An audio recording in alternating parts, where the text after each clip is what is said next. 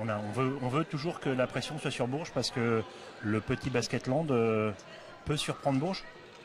Bien sûr, le Basketland, je ne vais pas dire le petit, hein, le Basketland bien sûr peut surprendre Bourges. Ce soir, Bourges a été meilleur, elles ont fait un bon match, mais voilà, derrière c'est à elles d'aller chercher leur qualif. C'est à elles d'aller chercher leur qualif en demi-finale, c'est à elles d'aller chercher la qualif pour le reste des phases finales, quoi.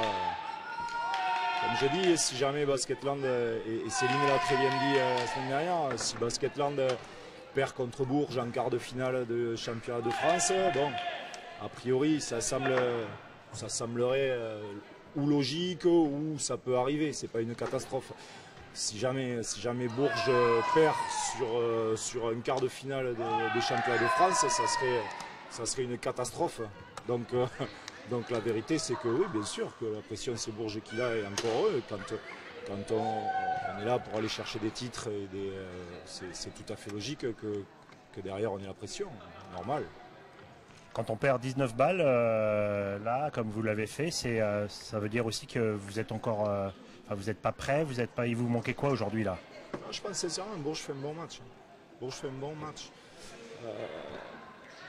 Nous, on en perd beaucoup, surtout sur la fin, et bon, voilà, parce qu'on est un peu paumé, on est un peu perdu dans l'intensité que Bourges met défensivement, et que donc on cherche des solutions qui de temps en temps sont des situations soit courtes, soit des situations un peu voilà où on cherche individuellement à aller sortir des choses, mais bon voilà, c'est pas dans un mauvais état d'esprit. C'est pas dans un mauvais état d'esprit. Je crois que vraiment tout le monde avait envie de faire un bon match. Voilà, les ballons perdus, ça t'empêche, c'est ce que je dis, ça t'empêche de shooter, donc même de marquer. Voilà, on est à 44% les deux équipes, je crois, ou un truc comme ça en fait ce soir. Donc, plus tu tires, plus tu as de chances de marquer évidemment. Moins tu tires, moins tu as de chances de marquer. Et puis en plus, ça laisse souvent des pourcentages de réussite à très haut niveau aux équipes adverses. Donc c'est ce qui est arrivé, notamment les deux contre-attaques de Marine qui font la différence. Donc voilà.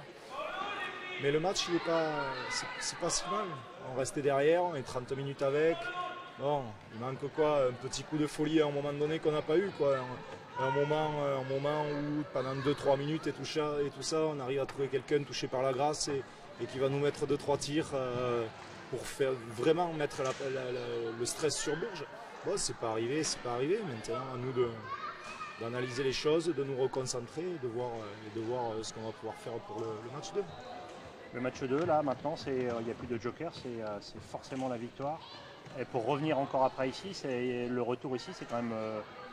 c'est pas facile, le terrain, il n'est pas facile. On a vu, par exemple, Céline, la semaine dernière, un peu perturbée par ce retour. Là, maintenant, c'est peut-être un peu digéré, mais ça vous met pas quand même un peu de pression? Non, parce que justement, si jamais on gagne le match 2, si on gagne le match 2, qui est-ce qui va avoir la pression?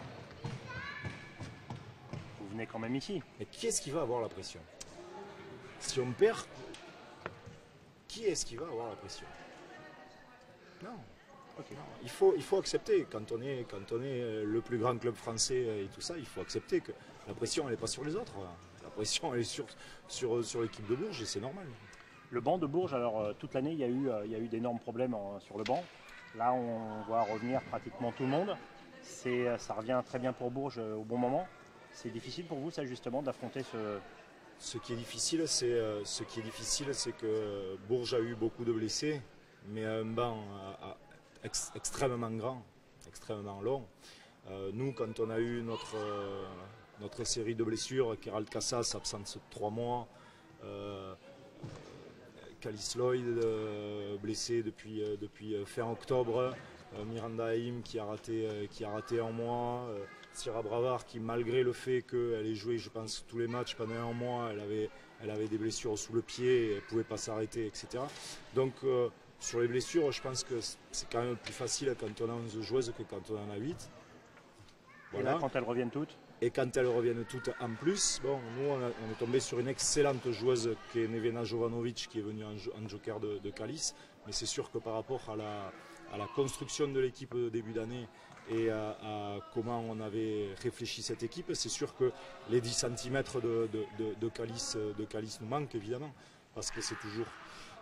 On sait que dans ce championnat de France, des postes 3 de grande taille, c'est quand même quelque chose qu'il faut au moins pouvoir avoir pour pouvoir rivaliser. Donc voilà, Diandra met 2-3 situations de post-up ce soir aussi, au moment où l'écart se crée. Bon voilà, ça fait partie des choses, comme je vous dis, voilà, c'est notre histoire, on a d'autres qualités, on va essayer de les utiliser et puis on va essayer de faire un bon match samedi. On vous fait là une espèce de préparation pour votre arrivée à Bourges. On fait un match, 2 matchs, 3 matchs, peut-être 4. C'est bien quand on est entraîneur justement de jauger comme ça ce Prado, ce terrain on sort un peu du match là, mais par rapport à votre cursus à vous, vous y êtes un peu déjà ou pas encore du tout? Je suis entraîneur de Basketland. Voilà. Tout le reste n'apporte aucun commentaire. Je suis entraîneur de Basketland et je vais essayer de revenir à Bourges. Pas juste pour voir le Prado, etc. Parce que maintenant ça fait quelques années que j'y viens, mais véritablement pour gagner et pour essayer de passer en demi-finale. Voilà. Donc mon objectif c'est de revenir au Prado dans 15 jours et d'essayer d'y gagner. Impec, merci. Avec plaisir.